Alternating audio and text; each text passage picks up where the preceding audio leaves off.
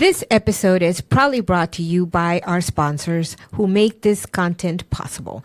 Thank you for your support. Okay, everybody, welcome back to another episode of Let's Connect Now. It's Monday. And we are live. Yes, we're live. It's amazing. It's Monday morning, 7 a.m. Woo! Hope you guys are out there enjoying the day already. This is actually how he starts off every day. As soon as he gets in the car, this is him right here. Yeah, she wants to just put the music higher and ignore me. But I'm like, no, let's talk. No. We have a great show for you guys today, but this show would not be possible without our sponsors. That's right. Our sponsors make a big difference. Yes. Without, our friends, our beautiful friends from Med Spa Deluxe LA with 2 locations, West Covina and Rancho. I know we say that, but you know what? We're just making them accessible to you guys, for you guys in any area that you live at. Of course, our friends from Massage Envy. If you're feeling stressed, like I do almost every day because of him, make sure you guys go and get a very relaxing and cool massage. They also do facials and much more. Also, for your banking needs, Prospectors Federal Credit Unions, our friends there also have 2 locations. They have a location in Diamond Bar and here in West Covina, and they are a division of Certified Federal. Make sure you guys are also looking up on Instagram everything that Suburban Water Systems is doing in the community, all the great things that their teams do out in the community. Make sure you guys, look them up on Instagram. All of our sponsors are on Instagram, right? Yes, all of our sponsors. We got Munoz & Munoz, attorneys at law, located right here in the city of Azusa. We also got West Covina Grocery Outlet, proud sponsor of Let's Connect Now, GWC. They do a lot for the community. Let's support them. And last but not least, we got the Los Angeles Latino Chamber of Commerce. If you're a local business and you want to thrive in the business, and they also have a new program called Listo, so you want to check them out. Go to the Los Angeles Latino Chamber of Commerce. Yes, check out their portal. It's a portal. Yeah, it's a nice portal. So our next guest is not only a dedicated public servant, but also someone who truly understands the heart of our community. She's fought for education, small businesses, and making our neighborhoods stronger. And she does it all with passion and grace. So when we come back, we are going to welcome Senator Susan Rubio. Yes. So, hey, take a look at our sponsors. We'll be right back.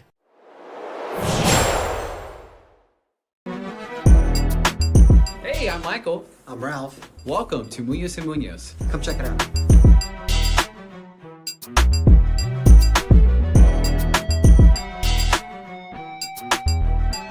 Here at Munoz & Munoz, every case is important to us. Big or small, small or big, we're here to help you. And here also, privacy is our #1 priority for all of our clients. So come check it out.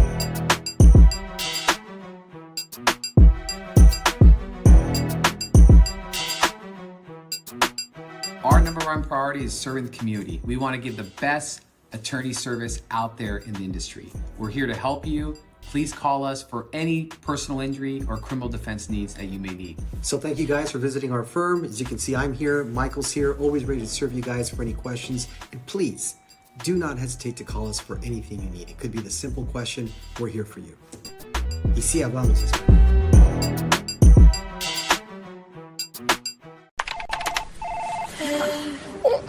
Shoulders, knees, and toes. Head, shoulders, knees and toes, knees and toes. Head, shoulders, knees and toes, knees and toes. And eyes and cheeks and mouth and nose. Head, shoulders, knees and toes, knees and toes. Affordable self-care from professional massage therapists and estheticians. It's what we do. Massage Envy, where better begins. Hey everybody, I hope you guys are enjoying the show with Let's Connect Now. My name is Danielle Wood. I'm with Prospectors Federal Credit Union, a division of Certified Federal. You guys want to contact us regarding any banking needs or even auto loans and personal loans, feel free to contact me at any time. You can reach me at 909-396-9688 or 909-504-7371. I'm looking forward to talking and speaking with you all soon. Have a great one. Bye-bye. Okay, everybody, we are back. And like I said, we have a lot of special guests on the show. We do. We have a lot of special guests. But I am getting to know her, and the more I get to know her, at first it's always been through you. You've introduced me because I'm new to this politics and the whole city officials and all this stuff. I'm getting known, and you're always correcting me on the verbiage and the things I have to say, what I can say, cannot say, because I always put my foot in my mouth. But I'm learning, and I love it because they're amazing people. So, who is this young lady that we have today? Oh my God. Thank you so much. Today, it's just going to be an extra special show for us because today we have our Senator, Susan Rubio. Yes. Welcome to us. Well, first of all, thank you. I'm stuck on the young lady part. Thank you Yes, very much. very young. And the extra special. So I'm already feeling very welcomed in this studio. So thank you. We're very honored to have you here this morning. We've been preparing for this, and it's finally here. So we can't wait to share all the great things that you are doing. I mean, we see you in so many spaces, throughout the whole San Gabriel Valley, and of course, I'm sure at the Capitol as well. You do so much work out there for us. And so we want to hear what all your successes, and we want to know more about all the great things that you are doing in our community. Well, thank you very much. Well, one of the reasons why I'm so happy to be here, and I was sharing earlier how serious I am. I am a teacher by trade, so I've been a teacher for 20 years and in a local elective for almost 20 years. However, sometimes people don't get to see some of our personalities, come through Right. the serious work we do, and it is serious work. One of the things that I did initially when I started in 2018, I had a mission, and that was providing housing for our low-income families and supporting our local cities with housing and funding. When I was a local council member, I remember having some great ideas, sharing with my local surrounding neighboring council members and mayors, and they also had great ideas. But it was the funding that was causing us to leave some great ideas on the table. So I created the largest housing trust in the state of California. Wow. So what I did is I gathered some of my cities, and along with the COG, the San Gabriel Valley Council of Governments, and we created this little housing trust that at the moment people didn't quite believe or understand. It was a brand new idea.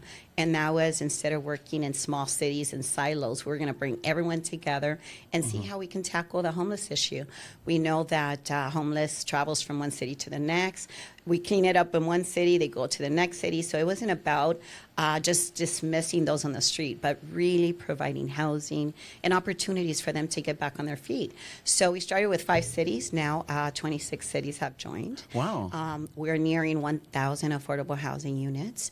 In fact, the Housing Trust was able to fund 3 small housing communities for those that we literally pick up from the street, or those that are like about to get thrown out and they need that support. So we have Esperanza Villa in the city of Bowman Park, Serenity Homes, and what it is just a place where people get fed 3 times a day.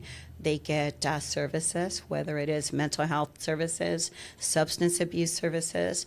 Either way, not only do they get housing, they get fed, they get cleaned up, but they also have job training, job opportunities. And I think the last time I checked, we have 46 individuals that we've transitioned from homeless to these beautiful small communities to now being independent in their own apartment with jobs. So that's what we want. We want to provide this opportunity where we don't create this revolving doors where we put people in housing 2 weeks and they're back in the street. So that's one of my biggest successes in terms of collaboration, bringing people together, and it's regional. So everyone wins, not just my region or my community. And so it's so successful that we have people from Texas and all over the state wanting to visit and trying to see if they can replicate it.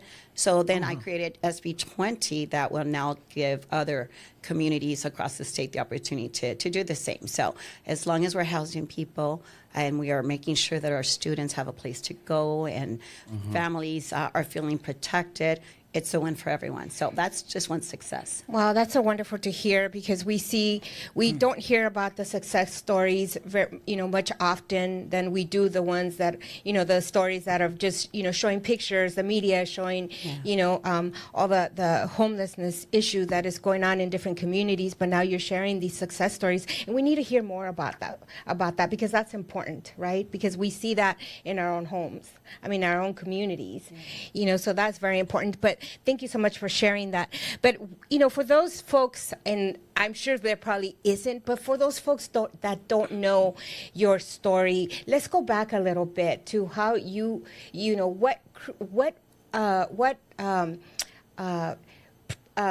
motivated you to want to run for office. There's a lot of factors that motivated me, but I have to say, I have to credit my older sister. I think most people know she was elected before I was.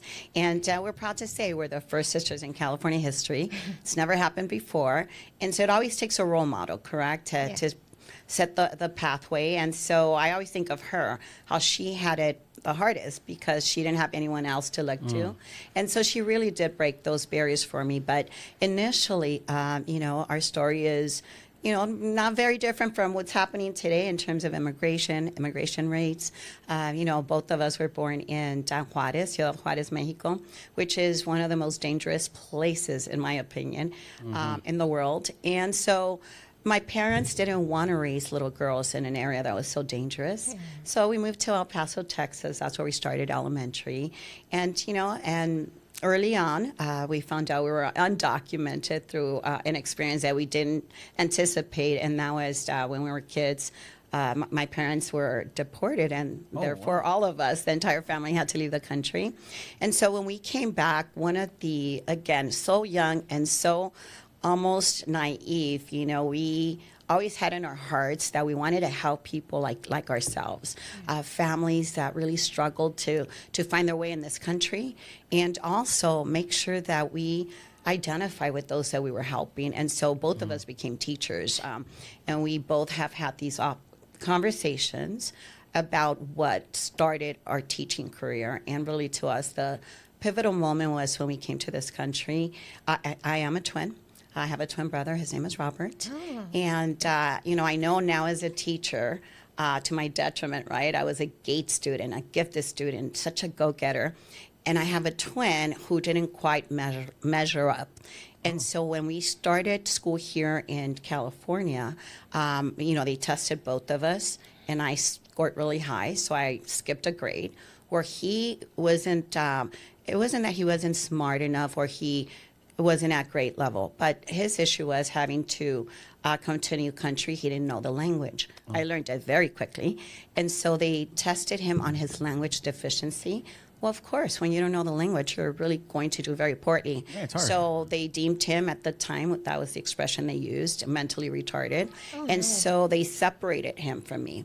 I went to a regular school, excuse me, and he went to a school with severely handicapped children. Wow. So he was a really smart kid, spoke fluently Spanish, and then he would come home mimicking all the behaviors from all the kids he was with, very, again, severely handicapped kids. So he went from being a fluent Spanish speaker to mumbling and mimicking, again, all the behaviors of the people he was surrounded by. So eventually, of course, LAUSD realized the mistake, but at that time, it was a little late in terms of, how far behind he was. And so he was always put in special ed classes just trying to catch up. So it is something that's heartbreaking for us, and we discussed it and how, as children, we wish we could have saved him, and we couldn't. So, so we spent our time trying to figure out how do we save those in the future, right? And that's where our love for education came in. How do we help? And that was the catalyst to our educational futures. Wow, I love that. Fantastic. That's a great story. I didn't get to read that online. Yeah. This is the behind the scenes. I love it when we have people like yourself on here because, in the position that you're in, not enough people know that, yes, Senator Susan Rubio, she cries. She eats. She likes to watch movies. She likes to do certain things too. She's a human being because they put officials on a pedestal and they expect you to be right all the time. You can never be wrong. You never make a mistake. And basically, in this society, they like to highlight more the mistakes than you do the good. Yes. And it's sad. But bringing someone like yourself on here to be able to share and say, hey, I am a person too. I've come and we recently had on a previous show a young lady. She's actually the first Latina councilwoman in Irvine. Yeah. And Betty, her name's Betty, and she came as a farm worker. she was a farm worker and stuff, and her story is amazing. So to hear those type of stories, and now she's the first Latina in the city of Irvine, and to hear it's like this is crazy. I love these stories. And can I add to that? I know people don't necessarily see us as human. You're right. And I very often have to work 7 days a week, which is unusual for a human being, right? But we do that all the time. And besides being human, I think people don't realize the positions we're in, it's almost not, we just don't carry our trauma in our own personal story, but that of everyone. Right. I would say the best example was during the pandemic. It was the heaviest time as an elected official, I would argue, in that, again, we were struggling with this unknown, virus. We didn't know what was going to happen.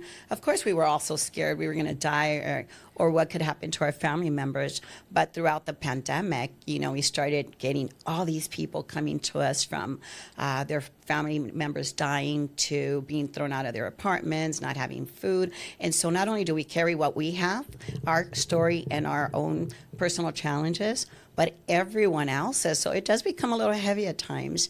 And the interesting part, if you ever post something about being at the beach or having fun, is you get vilified. Yes. Vilified. How dare you should be working. Exactly. And so we get things like, while people are hungry, you're having a good time at the beach. And, and I hope that people do understand that it's a 24/7 job. You don't get to disconnect. I don't get to be home on the weekend and just disconnect. Well, we have so much need in our community, and so we're available. We have to make ourselves available. So when we find those opportunities to have fun, we take it. I mean, we're just human, just like anybody you got to else. recharge yourself as well. Yes, and I always say they want us healthy. I always say if I can't take care of myself, how do I take care of everyone? So I'm glad you're pointing that out because the work is important to us. But it's heavy. It's not all fun and games. It's a lot of work. You know what's amazing is that you literally have a schedule like a rock star. Well, I wish I had the money like a rock star, but I don't. Yeah, you get paid as a rock star. But when I say that, a rock star, I'm saying like a celebrity because sometimes you're only able to be at a certain event that the time allows you to be. Because I've seen you, and we've been in places where you're saying, I would like to be here a little longer, but you have a great gentleman right here that he has you on time. Like, you got to go here. And we were amazed that we're saying, man, she wants to be here at 9 o'clock. Why so early? And she's like, well, she's an early bird. She wants to get it started because it's not so early. Well, for us, we're up, but it's just like, and then your day is full. Yeah, it's full, and you have to find windows and opportunities. Yes, that's what I'm saying, and people don't understand that, and say, well, I could do what she's doing, or but if they really took a look at your schedule, I personally don't think I could handle that, because that's discipline. Yeah, that so we really have to thank you for that because I know it's a lot. I've seen you from when you were in Baldwin Park as a city council member to then, as a legislator and now as a senator, and I know you've done a lot, and I admire you for that because it takes a lot. But how do you recharge? How do you recharge? People always ask me that, and it's hard to answer that because I do, as heavy as the work is, I do find love in the work that I do. Every time I do, we talked about the housing trust, and I have people coming to me thanking me for, putting them in a home. I can remember the very first gentleman, the very first person that came into the housing trust and the housing that we provided. Fast forward, he got an apartment, he has a job, and he was crying. His name is Joe, and he was crying, and when he was asked why he was crying when he walked into his apartment, is when he opened the closet door, he just started crying because he said that the closet is bigger than where he used to live. Wow. He spent 10 years living in his car. Wow. Sleeping in the seat of his car. Oh, wow. And so he even said, even the closet would have done, and then he sees this beautiful apartment. And so that's the kind of recharging that propels me to say, we can do this, we can do more, we can keep moving. And so those are the stories. I had a woman yesterday at an event that I was at last night who just grabbed me and started crying. And I forget sometimes some of the policies that I pass. And she started crying, her husband and herself. It was an event about 200 people. She found me and said I needed to say thank you. And I couldn't remember what she was talking about. And she was sharing how she lost her little girl, and it was the 3rd year anniversary of of her death, she was stillborn.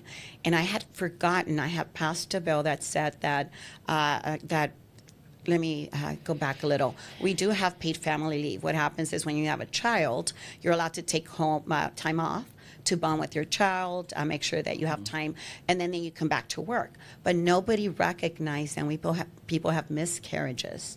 There's trauma. I mean, you're grieving the loss of a child, and you didn't get any time off. So I passed a bill saying that if a couple was struggling with in vitro, let's just say that you try to get pregnant and your hopes are high and you're ready to have a family, and then it doesn't happen for you. You fall into depression, there's heartbreak, you're trying to sustain the family. And so I decided, why are we not allowing people to grieve? And so I passed a bill that said now that the state of California would have to allow families that were grieving either the loss of a child that was stillborn or in vitro, the constant failure of trying to become a parent and failing. All that is traumatic. Yeah. And so she had had that experience. Her little girl was born, stillborn, and she even had bracelets with her name. And she was just crying, saying, like, your bill, like, you allowed us to stay home and grieve. And she said it's 3 years later, and we're still crying over her. Of course. And those are the moments that I cried along with her. I said, thank you for sharing that, because we often just keep going and going, and very seldomly do people validate the work we do. And she found me in this crowd, and she just wanted to say, because of you, we were able to stay home and grieve the loss of our little girl. And her name was Ines, I believe, yes. Wow, and that makes a big difference, I think, when just someone saying thank you and really appreciating all the hard work that you do in the community. Recently, we were at an event, and you were there, and it was a beautiful event that was hosted by the Los Angeles Chamber of Commerce, and I believe you received an award for something great that just happened. You supported Listo. Yeah. Tell us about Listo and what that means to you to support something so great like this for them. Well, first of all, we know that small businesses are struggling in the state of California, and that's my heartache, because we know there's big companies like the Amazons of the world or Walmarts. These are companies that are going to be good no matter what happens in the economy, right? Yeah. They're big enough to sustain themselves, and quite often they probably have 3-4 other companies, in the pipeline ready to go in case that one doesn't work out. But we have these small businesses where people put their heart and soul into it. Some people put all their life savings and want to succeed just like anybody else. And so Listo is a program that it's being propelled by the Latino Hispanic Chamber of Commerce, and it will help create this sort of this portal where businesses can come together and support each other in terms of procurement, because a lot of the times the small businesses are left out of the conversation. Right. And in particular, right now is so critical because we have the Olympics coming. We have so many major events coming here in the state of California. And so it's a way of trying to ensure that the small businesses are not left out of the conversation. So I was able to support the chamber with funding so that we can get this going. And so again, it's a way of bringing businesses together and to ensure that they have a seat at the table, and that they're also in line for procurement opportunities, and that they get the business just like any other major company. So that's the goal.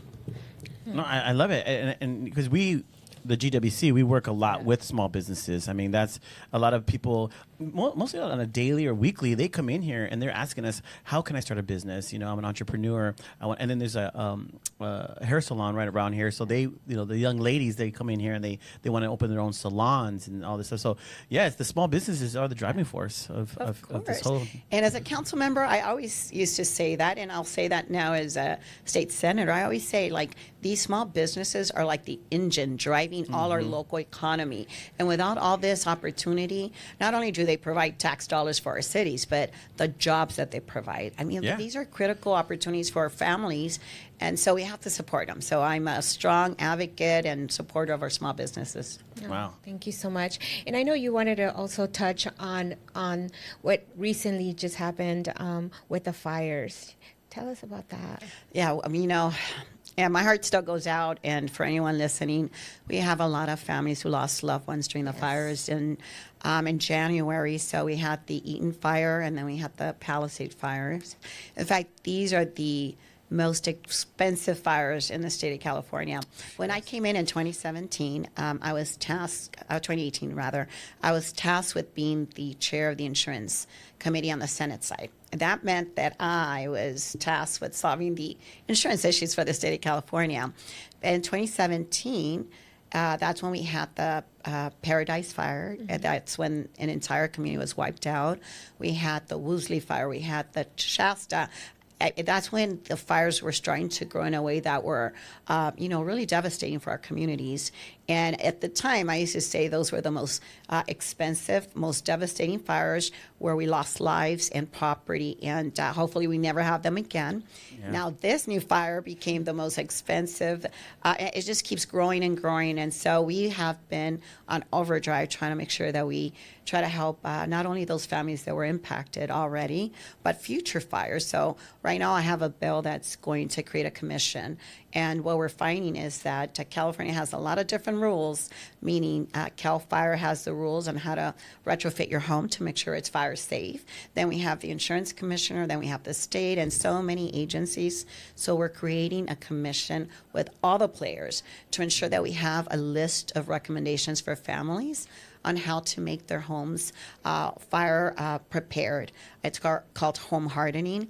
So if they do what we ask them to do, then they qualify for home credits. That means that the insurers should be able to give you a discount, not only as an individual, but as a community. So if the entire community does it, then you'll get the discount. But forget the money issue, but we want to make sure that people stay safe and that they stay alive, right? And if we fix one home, it doesn't necessarily protect the rest of the homes in your block, correct? Yeah. Correct. But if we do the entire block, then everyone is a guarantee that your homes are not going to burn. So we have a lot of discounts coming in terms of, trying to make sure that we work well with our insurers. They're dropping people. As we know, people are being non-renewed. So right now we're in discussions to bring them back to California and to figure out how we can strengthen the market.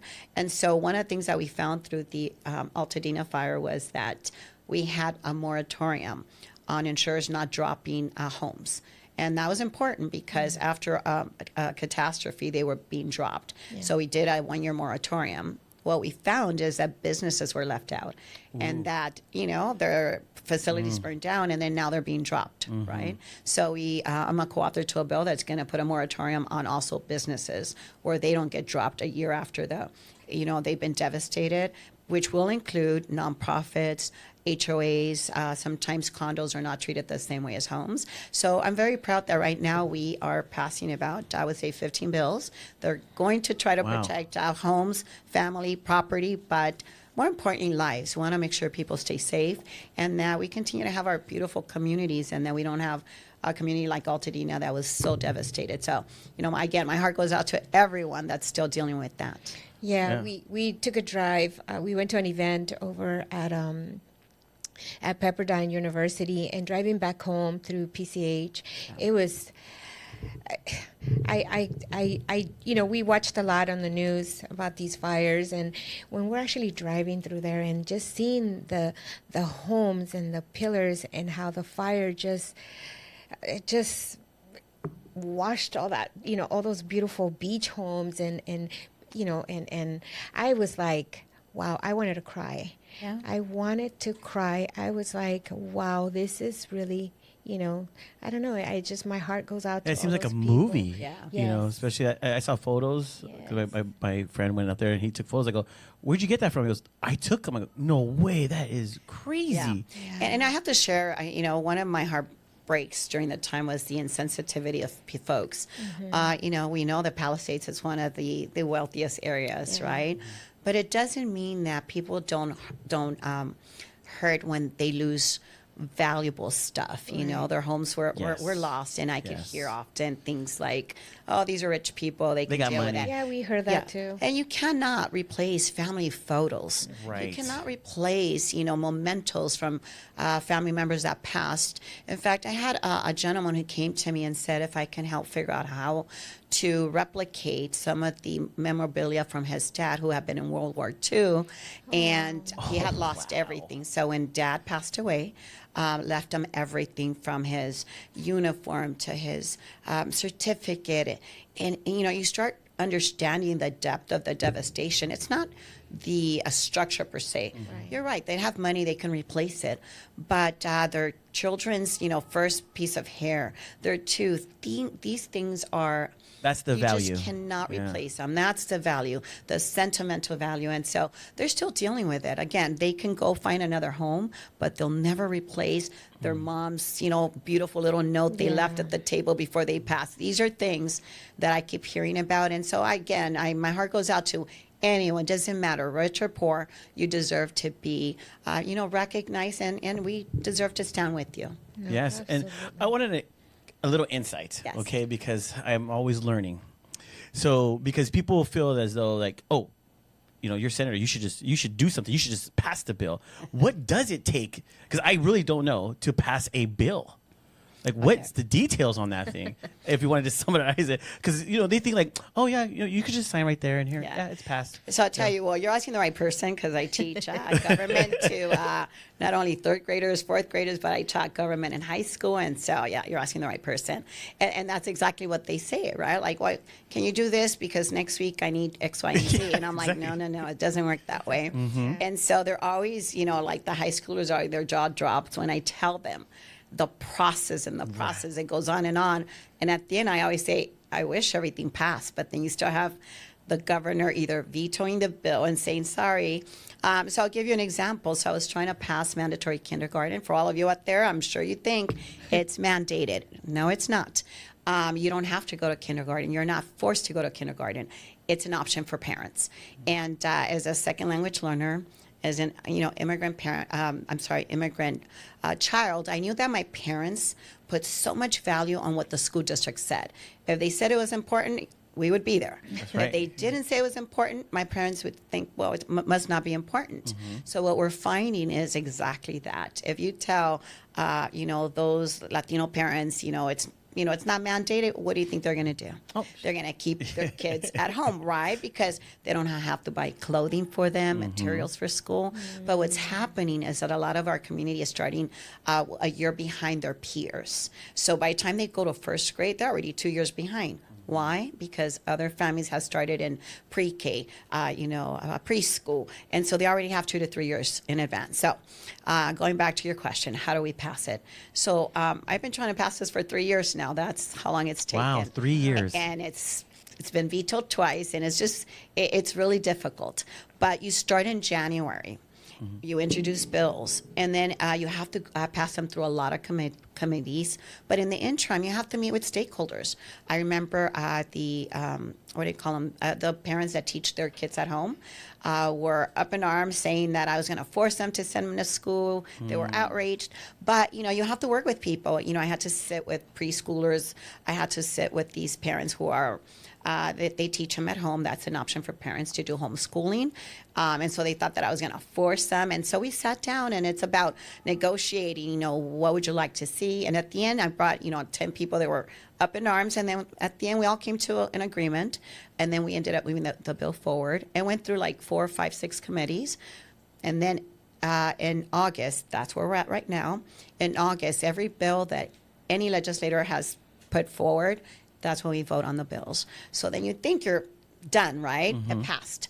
And then we have to send it to the governor around September. And then he has a certain amount of time to sign the bill. So usually in October, you start in January. In October, when the governor has the bill in his hand, you find out if he said yes or if he said no. So imagine the heartbreak after all the work. I find out that he vetoed my kindergarten bill. So, and then you start again the next year. So it's a long process. It's a process. Wow. Wow. Yeah, that's So interesting. I don't even know if this is a good question to ask, but I'm going to ask it anyway. So how many bills currently do you have on the table? No, it's not that. Or It's that you're working it's on. a bad question. Thank you. So average every legislative session we start with 35, and then they get dwindled down. So some don't make it out of committee. Some you pull back yourself. I had one that was very controversial, and I talked about the stakeholders. Either you have a lot of people supporting it, a lot of people that hate it, and so sometimes you have to make that decision to say, it needs a little bit of work. So we did all this work. Why risk that it's going to die with the governor? So you pull it back, you bring it back next year, and you're able to start where you left off. You don't have to start from the beginning. So average 35. The average so far that I've had passed is maybe 20 bills a year. And this year in particular, it's been a little challenging because I had to refocus my energy on all the wildfire stuff. Yeah. So I have a lot of bills on insurance, wildfire, and not to say they're not my personal bills, but they're done in collaboration with a lot of stakeholders like the insurance commissioner, Ricardo Lara. We've been very collaborative throughout this process, the governor, the pro tem, the speaker. So it's a collaboration rather than my personal bill. But so we'll see. So right now, I think we still have a handful of bills, but a lot of them are for the Senate, for the state, not necessarily for my community like I'm used to. Oh, interesting. That's wonderful. So that's wonderful. I have a good question here. Okay. 'Cause I know you have your questions. Monica's good with this, but I'm ready to I wrote some answer. too. So outside of politics, we were talking about a lot about politics. What brings you the most joy and keeps you grounded outside of politics? Well, my family. I think you guys seen my family already. So my family, we still have mom and dad, and I always say, what a blessing. Not only because, we know we have a lot of divorces and parents that are single, but I still have mom and dad. They're headed towards 60 years of being married. I think they're Oh, wow. gonna be That's 58 years anniversary. And so, they're still healthy. They're still alive. Dad is 85. Mom is 79. And they're still self-sustaining. They don't bother us. They do their thing.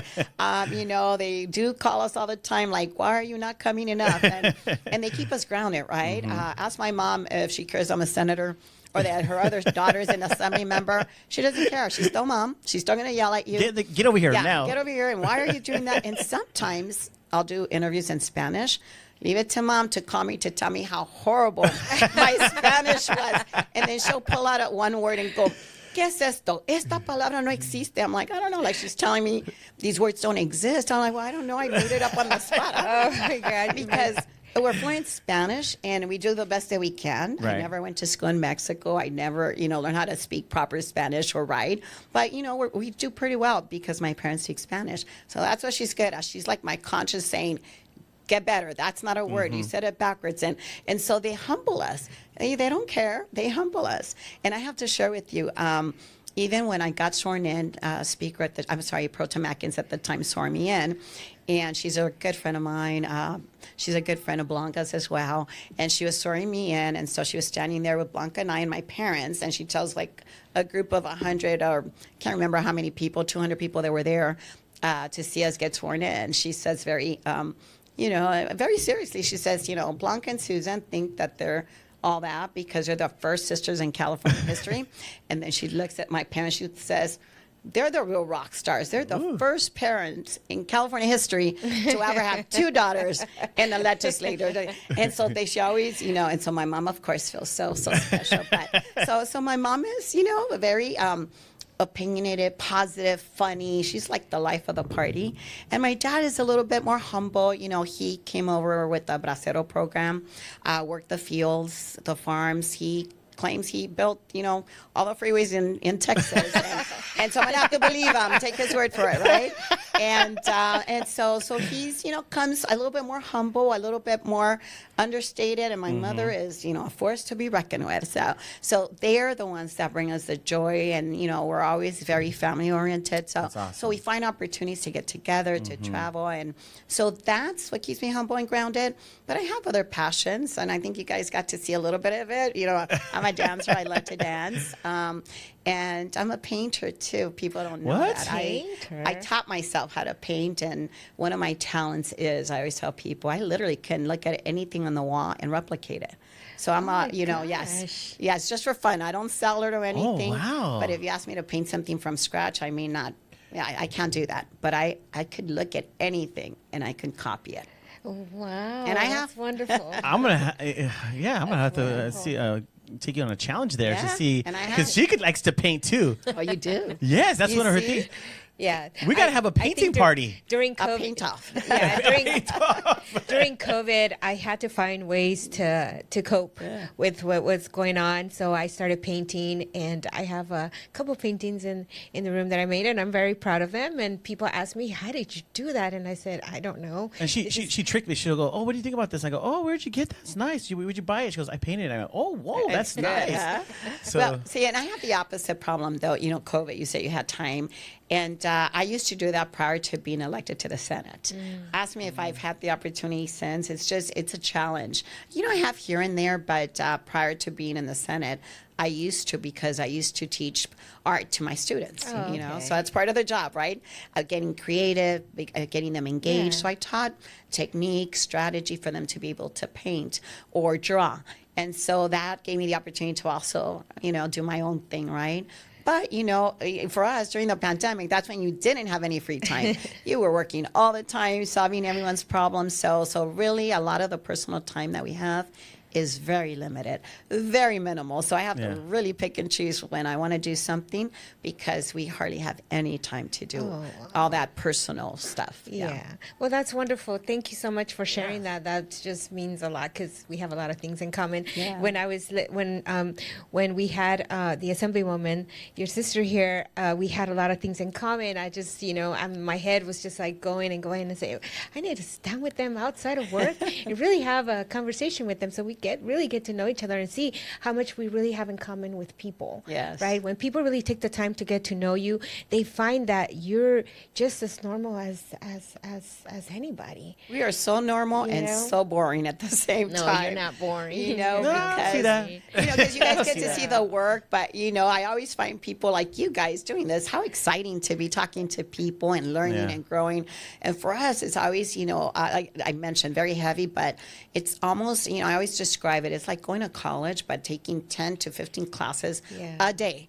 1 hour, I'm talking to let's say the governor about the fires or whatever the issue is of the day. Then I'm talking to my staff about housing issues, and then the next hour is education. And so you're going from topic to topic.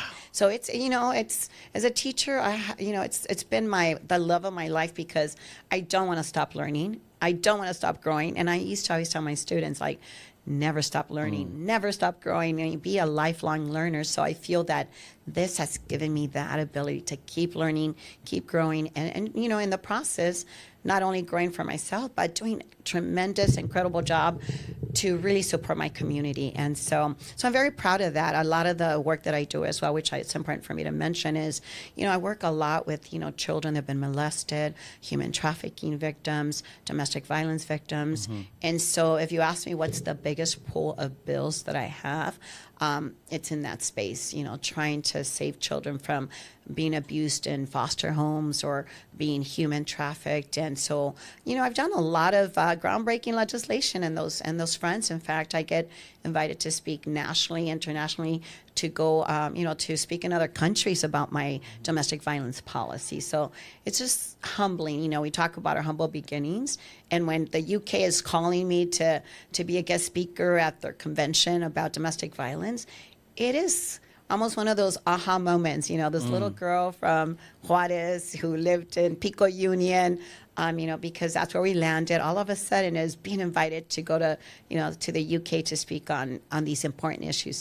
So I do a lot on that, children, families, and trying to save victims of domestic violence. Yeah, no, where I really want to thank you for that, because one thing that I was very proud that you were part of is Piggy's story. Yeah. I mean, I was I couldn't. I mean, I couldn't stop crying for so many months, for so many days. I didn't know. I wanted to get more involved, and I wanted to do more. And having Anna as a keynote speaker for one of our events here in West Covina, people really remember that. They remember that about public safety, the event that I used to host here in the city of West Covina, and they remember her, and they never forget. Yeah. They never forget. But you did so much with that. Tell us a little bit how that. I mean, because it was incredible the work that you did with Anna. Yes. Well, and see, this is what we talk about, right? We can go from happy to these Yes, really, really because heavy it's topics. So important. let me just remind our viewers, Ana Esteves, you know, she's a trailblazer, someone Yes, who she is. my goodness, if I have someone to look up to, it is this woman and her resiliency. She lost her little boy, 5-year-old little boy. His name is Peaky. And we remember Peaky and his legacy through a piece of legislation that I just passed. Her husband at the time was abusive, so she left him. And I, to me, he's this monster who the hatred for his wife who left him was so, enraging to him that he completely dismissed the fact that he was the father to this little boy. And in order to get back at her, he murdered his own son.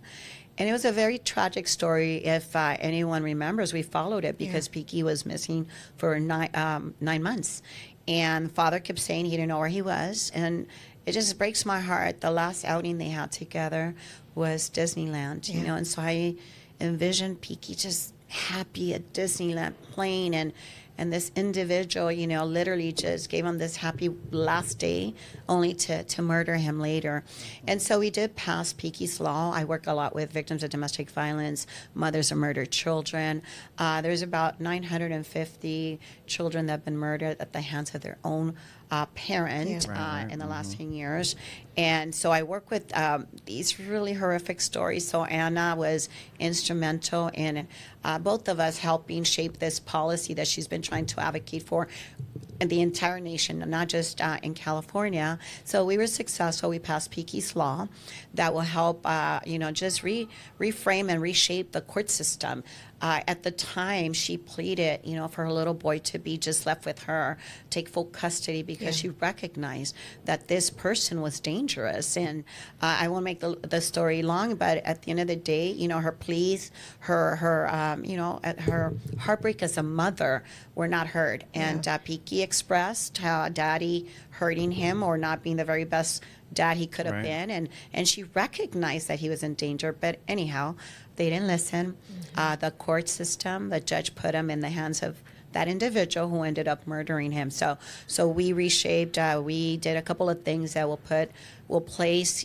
Basically, we want judges to make decisions on what's best for the children and not for the parents. Normally, it was the other way around. It was about joint custody and both having access. And so, anyways, it's very heartbreaking. And I'll add one more, story to that. So during that time, while I was working with Anna, I have another mother in Sacramento, same exact situation. And she had to share custody of her 3 little girls with her ex-husband, who was abusive, who had a restraining order, and who had assaulted a police officer. I mean, it goes on. And they still said he was entitled to equal access to the children, shared custody. Anyhow, he ended up shooting those 3 little girls, shot the chaperone, who was a priest in their church, and then shot himself. So in one day, this mother lost her entire family. And it was worse, in Anna's case. I'm so glad that she got to see justice.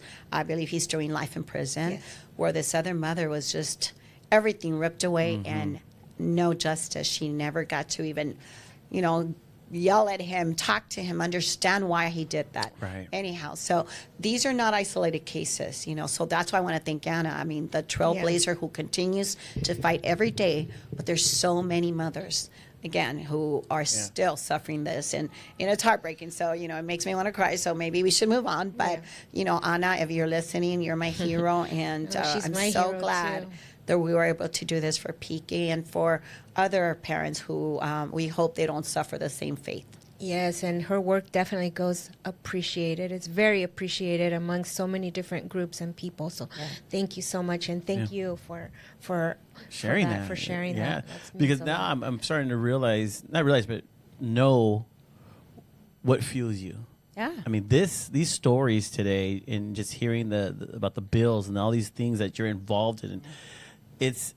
Yeah, that's your why. Yeah. That's your why, and it's amazing because sometimes, I've come in here and I sit here and we could get used to it. It could just become a routine. Yeah.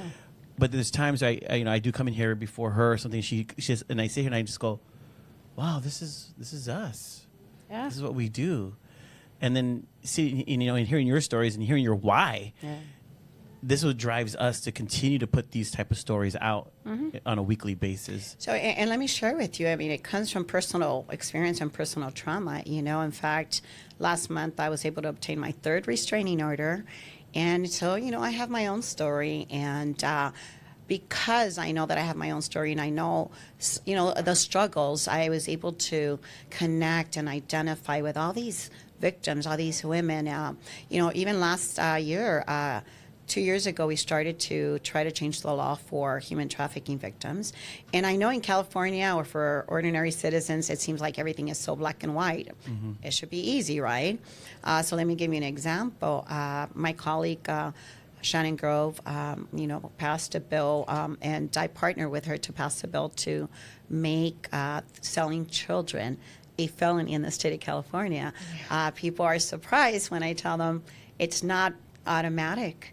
And we have these repeat offenders that keep abusing our children, selling them for sex. So, the first year we were not successful. Man.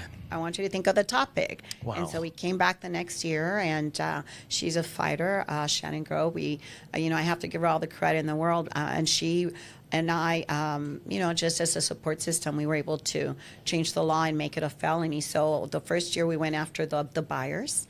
And then the next year, we passed a bill that's going to also penalize those that, the first year was the sellers, now we're going after the buyers. Because if we don't have buyers, we don't have a market. That's right. They're creating the market for these horrific human beings to be exploiting our children, our young individuals. And so we passed those two bills that I'm also very proud of, that now make it a felony to sell children and also to buy children. You should not be harming our kids. And so that's what fuels me. And even though we have our own personal stories and traumas and experiences, when you say, like, what do you do for fun? Believe it or not, it's hard to sit here and say, let me see what I can do for fun. That's not where my brain goes. Yeah. It's, what can I do more? We have to save these children. We have to save these families. So that's where my brain naturally goes, not what can I do for fun? It's how do we fix the world? So, but we do find joy in the successes and making sure that we make it safer for families. I love it. I love it. No, you've shared some really good insights on so Yes. many different things. Yeah. So what next for you after this? Not after the show, but after your So after the show, I'm going to go get something to eat. I'm hungry. Yeah, we were going to go eat and maybe have a couple of drinks, who knows, right? It's early, but maybe not early somewhere It's in the 5 world, o'clock somewhere, right? It's 5 o'clock I somewhere. pictured you doing so much more, and I'm sure that you have so many people supporting you in that. So, Well, let me just tell you what I will never let go of. And I told you, I have a list of bills that are going to help victims, whether it's domestic violence, children, human trafficking, anything that harms, individuals. That's something I'm never going to let go of. I've learned how to leverage my voice to make sure that I empower victims, that I empower those individuals that are currently going through situations. And so that's something that I plan to do. I get invited to speak all the time, as I mentioned, even, outside the country. That's something that really fulfills me. I really found purpose in helping others. So I have to do that. We can't get past the future because, I'm still in the Senate. I'm hoping to continue to do my work there. But I always take an opportunity to do a little small PSA for domestic violence victims. So if I may, one of the bills that I pass is critically important, groundbreaking. In fact, they're replicating it not only here in the United States, but all over the world. And that is coercive control.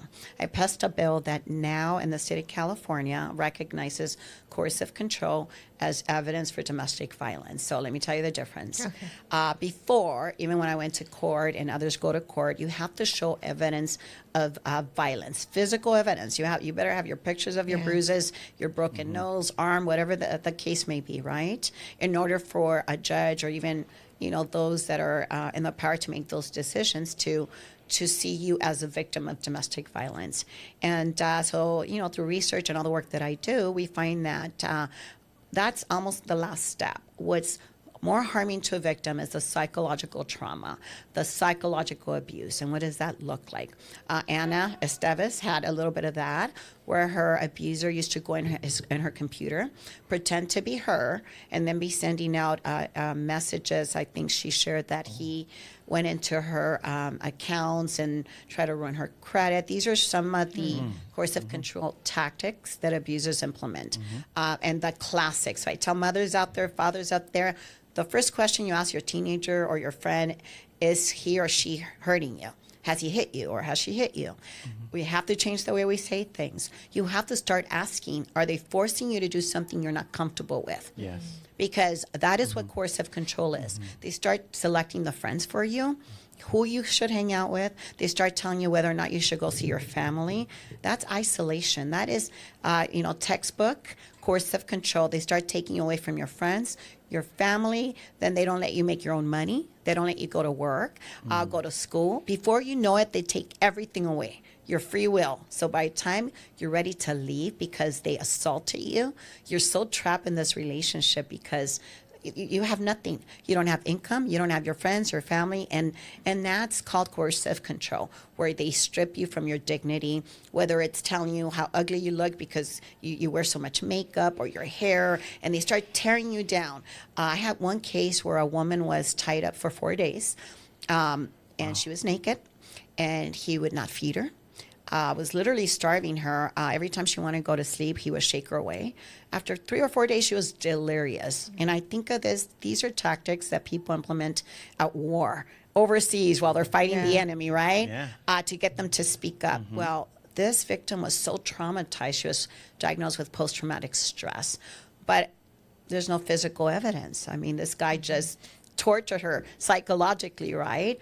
There's no physical evidence. So she set out to change the laws with me. And we did, because people didn't recognize that you don't have to have a physical bruise in order to know that you're a victim. And that is for all mothers and fathers out there. The minute you start seeing your children either disconnect, pull away, friends, family members, if you see someone disconnect, pull away, that is the time you probably need to ask, is everything is okay? Remember, not are you being assaulted, but are you allowed to talk to me? Are you allowed to, to go out? And you start seeing that often, and that is where it starts. By the time, like I said, by the time the assault happens, you're so entrapped in this relationship that you don't have a way out. So it's called coercive control, and it is abuse. And I always have talks in high schools, and I always ask students, raise your hand in a room, let's say, full of 30 kids. Has your boyfriend or girlfriend taken your phone away to see who you're talking to, or demand that you give them the passcode? Almost always they all raise their hands. And you know what I say? That is coercive control. You have the right to speak to whoever you want and have the right to your privacy as well. The minute they want to take your phone and see who you're talking to, that is not a healthy relationship. And that's a sign Those are signs, that it will yes. escalate and get worse. So please, parents out there, be vigilant. Wow, thank you so Yeah, I have 2 daughters, so yeah. They're both dating right now. There you have it. Man. What are you going to ask? I'm going Are they being... Come are you- home. yeah, are they coercing you, right? to... You can come Do now. are you able to do what you want to do without being my told daughter's no? dating a police officer, so I'm really going to talk to him. No, I was like, no, he's a good kid. Well, He's a good. He's a police But, officer. it's just, like I said, I always take the opportunity because we don't see it. No, we We don't. don't see it. And I had a case in Baldwin Park where a mother lost her daughter and her 5-year-old little grandson. And she said to me, once the boyfriend shot her daughter and the little boy, and she told me, and I said, did you see the sign? She says, well, I wasn't able to speak to her alone. Every time that I went to the house, he demanded to be present. And I said, oh, my God. Talk about the textbook. He doesn't want her to be alone with her mother because she's afraid she's going to say, I need help me. And so anyway, she ended up shooting her daughter and her Oh, my God. grandson. And so these stories are heavy, but I have to be in the throes of educating the community, people like yourselves. You Yeah. have kids too, right? And we all have to be vigilant because it's not normal. And oftentimes, if I may add, and sometimes my Latino folks may get offended, but I always say, we grew up with the saying, like, he's a macho guy, right? He doesn't want you to dress a certain way or do certain things, because he's real macho. To me now, I equate being macho to being coercive, a coercive controller, because if you're constantly telling your significant other what to do and what to wear and how to do things, that is abusive. It is. And you don't need to be walking on eggshells in a relationship. So, just a little tidbit. I hope people learn something and be aware that even though victims always say, I don't need help, leave me alone, ask. please ask, because you never know. That might be the day that may say, I need help. So keep asking if they need help. Absolutely. No, I love it. Thank This you is. so much. This I don't is think wonderful. a lot of people know about this type of stuff because you sharing these stories right now. I'm barely hearing of them. They're not shared a lot. Yeah. There's not a platform to be shared this a lot so that the information is out there. Sometimes the people get the information too late, and that's what's happening. And it's a heavy topic. And, and I always say this too. When we were kids, we lived in an apartment building, and you'd hear like the yelling, the screaming, the fighting. Yeah. And I'm sure your You hear parents, everything, growing yes. up, they say, none of our business, none of our, that's none of your business. And, No. let's just change the narrative. It is our business. It is. When you see someone being harmed, assaulted, I don't care if it's a husband or wife or it is our business. We have to do something about it. It's true. At the very least, offer support to that victim and see if there's anything you can do to help. And, perhaps, offer a phone number that they can call. Lastly, I will say this. I changed the law in the state of California to ensure that the ID cards for every student in the state of California from 7th grade to higher education has the domestic violence hotline in the back of the ID card. So anyone listening, you Oh, need wow. help. Oh, wow, that's You're in wonderful. trouble. You're Didn't in know danger. that. Doesn't have to be you. It could be a friend. Please turn that ID card. The number should be in the back of any student ID card. Wow. Oh wow, that's wonderful. No, it's never too early to start recognizing the signs of domestic violence, of any kind of abuse. It's never too late. So thank you for that. And so what next? I mean, I know I've already asked you that, but I want to know like what next for what do we have to look forward to as far as like what you're doing? and what That's you're- the question everyone always likes to ask, but I'll tell you. Right now, the state of California is going through so many issues that are, critically important to us. Namely, let's start with the fact that we're trying to redraw the lines in the state of California because Texas is redrawing the congressional lines Yes.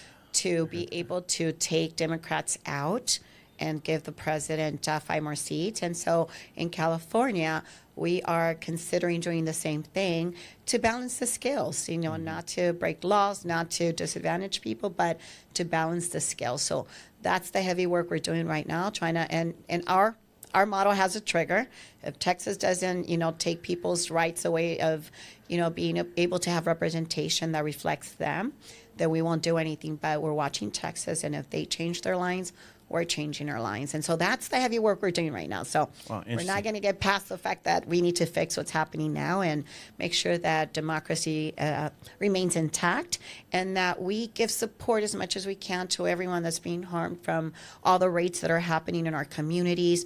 Businesses are being shut down. People are being treated with less than human conditions. We heard of individuals that were picked up on the street being thrown into these rooms where there's like 10, 15 people in a crowded room. They're not being fed. They don't get water. So anyways, we're so focused on the human rights issues, trying to ensure that we just make ourselves available to all, immigrants, and documented or not, you have the right to be treated with dignity, with respect, to at least be fed. And we have so many children that are being left behind because parents are being ripped away from, the street, their homes. And so we have a lot of challenges. So that's my focus, making sure that my Latino community understands that I'm here, I'm one of you, and to all our communities here in our region, we're teams. This is a team, us with you, where we're teaming to ensure that families are being protected and taken care of, no matter who you are.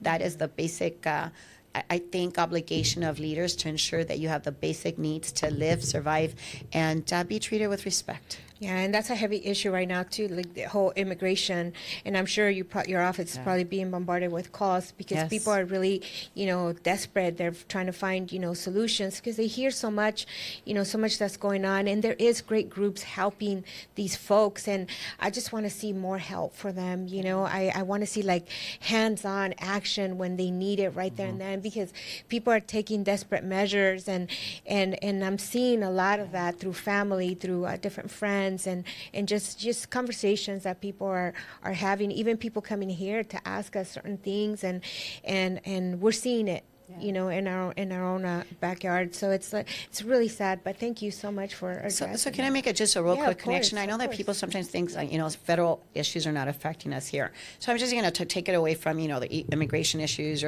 but, you know, people need to see the connection. So I just met yesterday with one of my cities who were asking for $15 million and, you know, for a project that they're doing. And I said, well, don't you have the money? And this is where I want to, you know, make the connection for people. Yeah. It's for the gold line, the transportation for all of us here in the region that will help boost the economy and bring tax dollars and help all of us, right?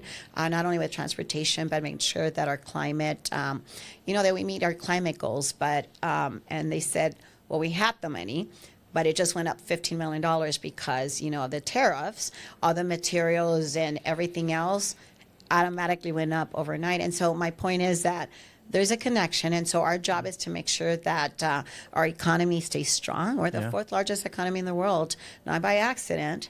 However, we do feel we're under attack constantly.